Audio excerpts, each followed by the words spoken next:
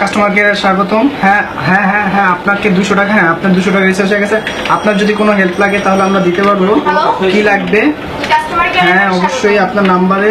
Hello, hello, customer কেয়ারে আপনাকে স্বাগতম জানাচ্ছি। Thank you. আপনাকে আমি কিভাবে সহায়তা করতে পারি?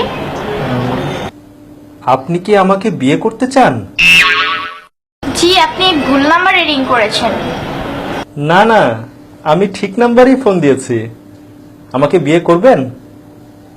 জি, আমি বিয়ে করতে ইন্টারেস্টেড না। লাভ ম্যারেজ করলে হানিমুন করব সুইজারল্যান্ডে, আর অ্যারেঞ্জ ম্যারেজ করলে হানিমুন করব প্যারিসে। Not interested. কোর্ট ম্যারেজ করলে 10,000 টাকায় বিয়ে করতে পারেন, আর যদি নর্মাল ম্যারেজ করেন তাহলে 20,000 টাকা।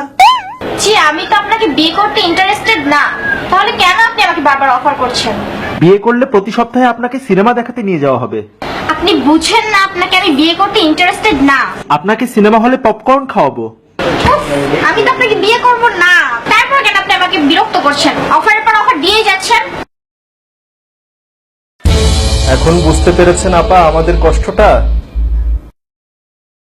যখন আমাদের ইন্টারেস্ট থাকে না, তখন আপনারা কেন নতুন নতুন অফারের নামে বারবার মেসেজ দিয়েই যান।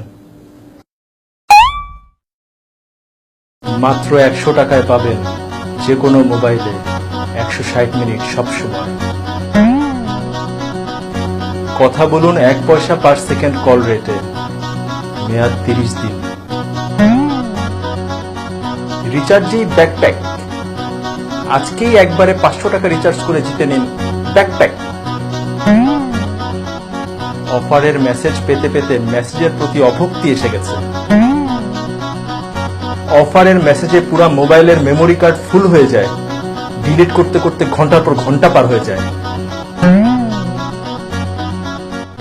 ফ্যামিলি অ্যান্ড ফ্রেন্ডস এর ইম্পর্টেন্ট মেসেজ আসলেও মনে হয় যে এটা বোধহয় অফারের মেসেজ, এই মনে করে মেসেজ আর চেকও করা হয় না।